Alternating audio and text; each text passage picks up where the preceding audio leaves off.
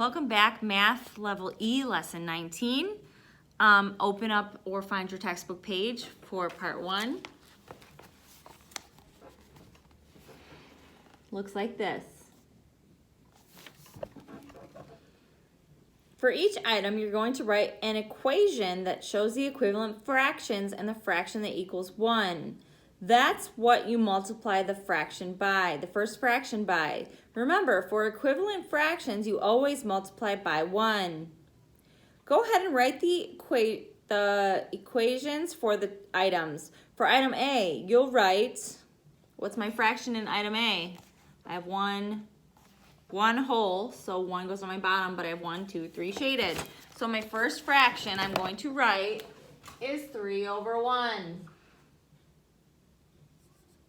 Okay, then times blank blank equals blank blank.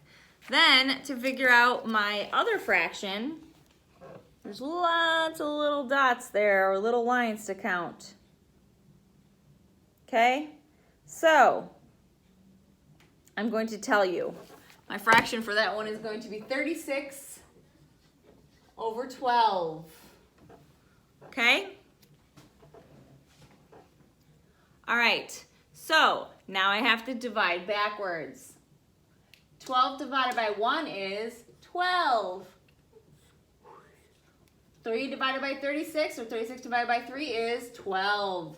Remember, same number on the top, same number on the bottom equals 1. Go ahead and complete the rest of those problems on your own. Figure out the fractions and then multiply blank equals and then figure out the second fraction. All right, go ahead and find part 2 in your book. These are those really fun word problems.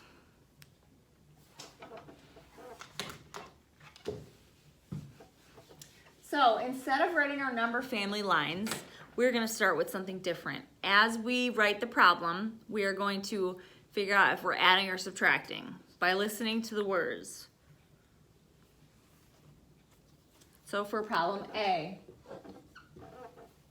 Mary had 620 seashells in her collection. So I'm just going to go ahead and write 620 because that's the first number I got, okay? Then some of her seashells got broken. So if they got broken, they're taken away, okay? She had 426 seashells left. Big number, 426. How many seashells got broken? All right, so I am actually going to have to work backwards or subtract. So I ended up with 426. This is my small number. This is my big number. So with this being my big number, I know I have to take this number and put it on top to find my other small number. 6 minus 0, can't do it, gotta borrow. 2 minus 1 is 1. 10 minus 6 is 4. Borrow again, 6 minus 1 is 5. Bring the 1 over, 11 minus 2, 11, 10, 9. 5 minus 4 is 1. So how many seashells did she have left after they were all getting broken? She had 194 seashells. Good. All right.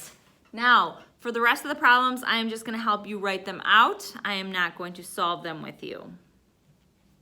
Sally baked lots of cookies. So I know that she baked, I can write it this way too to make it a little bit easier. She baked lots of cookies. I don't know how many she baked. So that's going to be my big number. She gave away 420 cookies. So she baked a bunch of cookies. She gave 420 away. She still had 56 cookies in her family. How many cookies did she bake? So she made some cookies. She gave away 420 cookies. She still had 56 left. So to find out how many cookies she had in all, I have to actually add these numbers because this is my big number here. Okay, so 420 plus 56. Remember, I'm not going to do it for you. You're going to do it. That's going to go in that box, and then you're going to write the word cookies as your label. All right, problem C. Last year, Mike saved 245 nickels in his piggy bank. 245 nickels. This year, he saved 110 more nickels. So if I'm adding 100, or if he saved more, I'm adding more, okay? So plus 110. How many nickels did he save in all? Equals blank.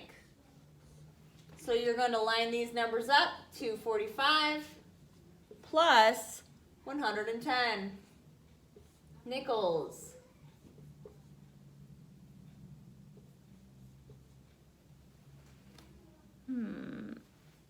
All right, so that's C. We're going to move on to D.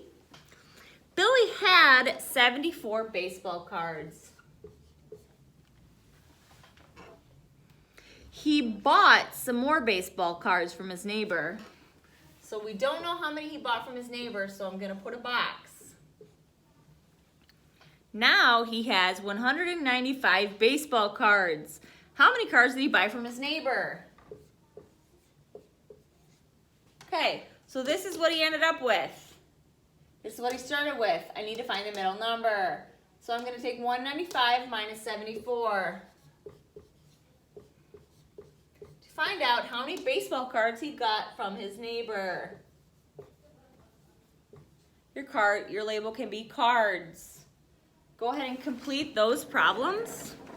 Pause. When you are finished, you may come back and we will move on. We are going to move on to part 3, okay? These are descriptions of fractions. You'll write the fraction for each description. Problem A, the fraction is more than 1. So remember, if it's more than 1, the big number is on the top. The numbers are 21 and 22. If it's more than 1, the bigger number goes on the top. Your new fraction is 22 over 21.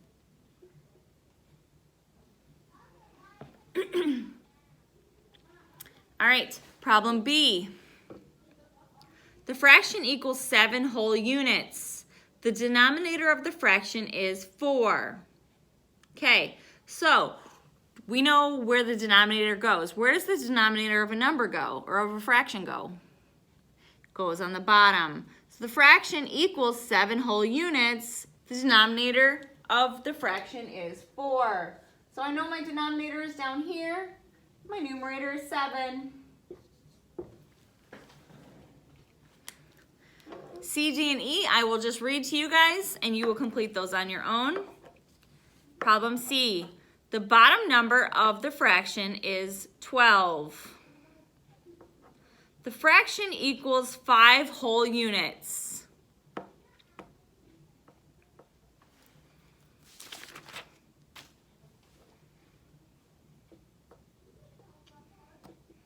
All right, D, the fraction is less than 1. The numbers are 15 and 16.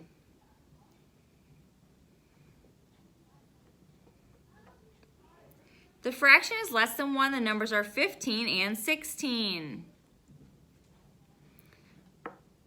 Problem E. The fraction is more than 1. The numbers are 15 and 16. So those two problems, D and E, are very similar. One is less than 1, one is more than 1. So you got to flip-flop those numbers. All right, moving on. Part 4. Copy each problem. Copy each problem in part 4, the division problems, and show your work. When you are finished, please unpause and find part 5.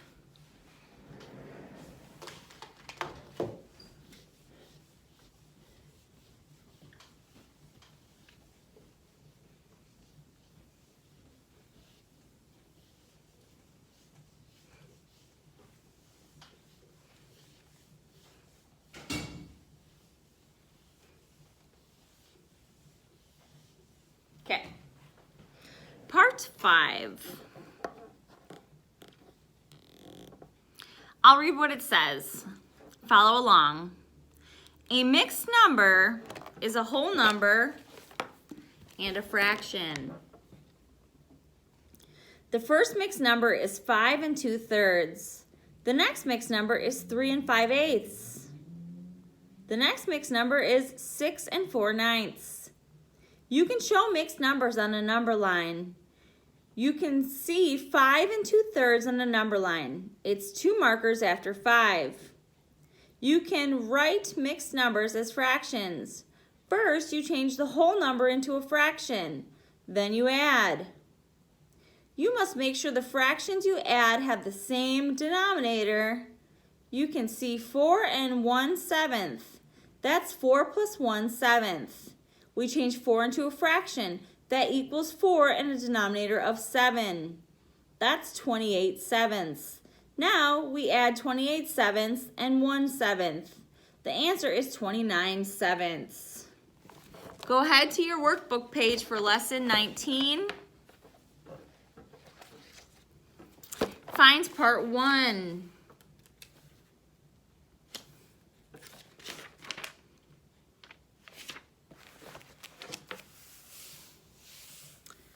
All right, so I have a mixed number of 4 and 2/5.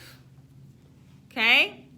So I have to rewrite this as an addition problem. So on my lines, on my first line, I'm going to, going to rewrite this as 4 plus 2/5.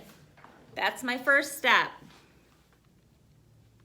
My next step is to figure out the top of my fraction. Remember, to get the top of your fraction is by multiplying. Okay? So I know the bottom of my fractions are both going to be 5. This one is 2/5. All right, so my next, so I keep losing my spot. Oh, okay. So to get my top number here, I'm going to multiply the bottom number by the big number to get my new top number. So 5 times 4 is 20. Okay, so I have 20. Now I add these together. 20 plus 2 is 22. And because I'm adding and subtracting, both these numbers need to be the same for me to be able to solve them correctly. And then my bottom number is 5. Okay? So 4 2/5 is equal to 22/5. Let's go ahead and do B. 7 1/3.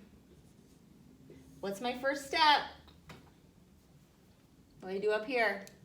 7 plus 1/3. On the next line, I'm going to write, I need a little bit more room here. I'm going to write 3 as my denominators. 3 is my bottom number because it's 3 over here. I'm just going to bring this fraction down. So this one is 1/3, which is the same as this one. Now, to get my top number, I multiply my bottom number by the big number. So 3 times 7 is 21. Then I solve. 21 plus 1 is 22/3. So 7 1/3 is equal to 22/3. Problem C. 9 5/6. My first part, I say 9 plus the fraction 5/6. Secondly, I make some new fractions. My two fractions have 6 as the bottom number. I'm going to bring this one down because this one is already 6/5. I need a new numerator here. It will be 6 times 9, which is 52. Oh, I fibbed. 54. 6 times 9 is 54. So 54 is my top number, then I add 5. 54 plus 5 equals 59 over 6. These are a little tricky. Make sure you're writing along with me, and you can pause and make sure that these are written. I'm going to erase them so we can do D and E together.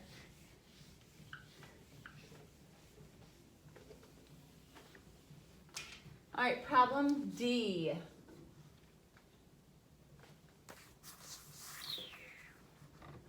4 3/8. My first step is breaking it apart and putting a plus sign in between. 3 over 8. Okay? My next part is creating two fractions with 8 as my bottom number. They have to be the same bottom number as given in my example here, or in my mixed number. Okay? So I know that the top of this one is 3, so I can just bring that 3 down. Now I have to figure out a new top number here. To figure out my top number, 8 times 4. 8 times 4. 8 times 4 is 32. Then I'm going to add these. 32 plus 3, 33, 34, 35. 35 over 8.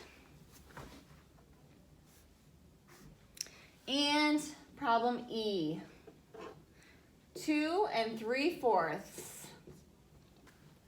First part I do is 2 plus 3 over 4.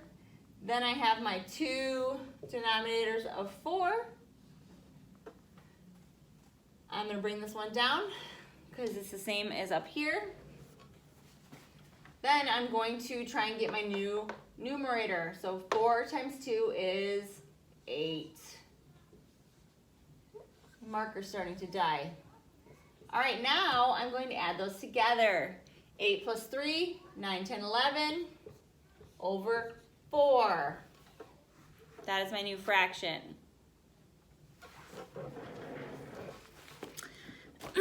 All right, let's see.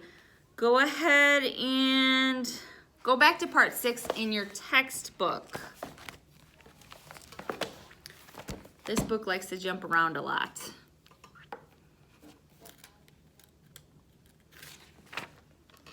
All right, I will read what it says. Follow along. Decimal numbers such as 3 2/100 are like mixed numbers. The part after the decimal point is the fraction part of the mixed number. The decimal part may have zeros before a digit. 2/100 must end 2 digits after the decimal point. The first decimal number is 2/100. The next decimal is not 2/100. It's 2/10 because the digit is only one place after the decimal point. The last decimal number is 2,000th. It ends 3 places after the decimal point. All right, go ahead back to your workbook page. Find part 2.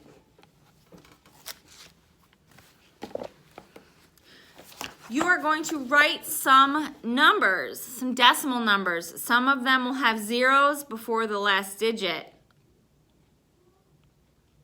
All right. Numeral A. I'll do A, B, and C with you. And then I do want to see how you guys are doing with writing these on your own. Numeral A is 10 4/10. 10 4/10. So your 0 would be in the ones column, and then you put the 1 next to it. So you have 10 and 4/10. Numeral B. 11 4/100. 11 4/100. So my first one goes in the ones column, and then I put my other one to make 11 next to it in the tens column. And 4/100. 0, 4. Now, because the way I'm saying the number, you can tell how many digits are after the decimal, and you can tell which number it is. Problem C. This is a tricky one. 3 and 6 thousandths. It must end 3 places after the decimal point. But, so I have 3, I'm going to put that in my ones column, and 6 thousandths. This is my thousands column over here. So this one is ones, tens, hundreds, thousands. Okay, so 3 and 6 thousandths. So I know I have to fill this in with 2 more zeros.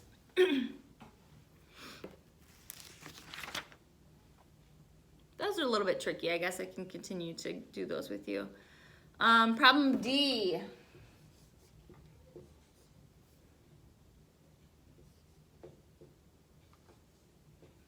Hopefully I can get all these in. All right, problem D. 6 and 32 thousandths. 6 and 32 thousandths. I know my 6 goes in my ones column, and thousandths is over here. So 32 thousandths.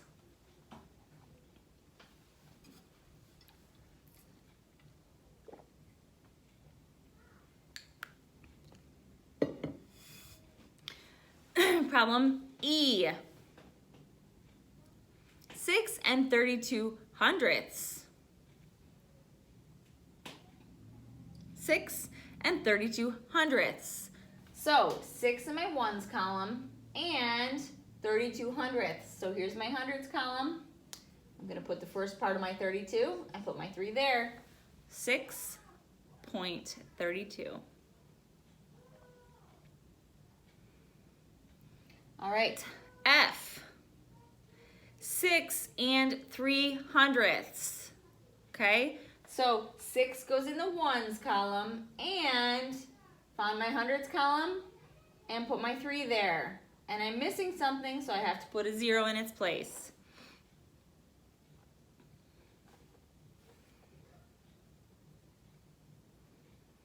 And problem G. 6 and 3 thousandths. Okay, so 6 goes in my ones column. Make sure you guys can see it. 6 goes in my ones column, and 6 and 3 thousandths.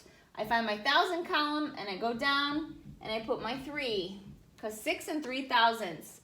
So I have 2 spaces that I have to fill in with zeros.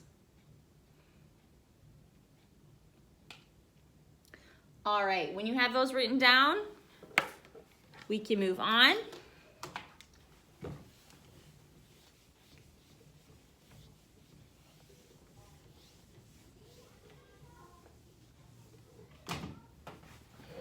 Go ahead and find part 3. This is a new kind of table. The first column shows multiplication problems with the middle number missing. The other column is supposed to show fraction equations that have the same numbers as the multiplication problem. Go ahead and look at row A.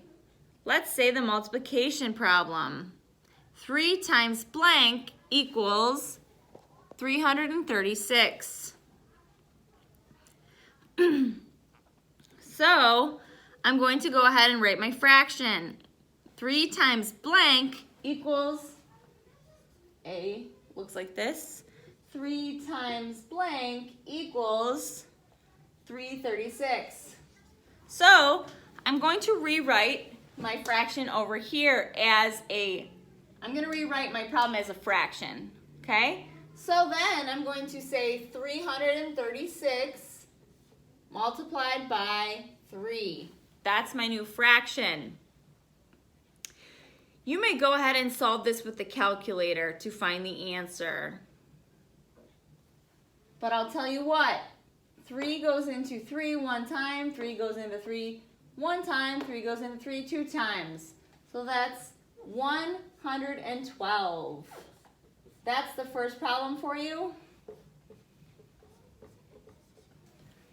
I think you guys will be okay filling in the remainder of that table. So go ahead and do B, C, and D on your own. When you are finished with that, go ahead back to the workbook and do the independent work for lesson 19. When you are finished, go ahead and submit to your teacher.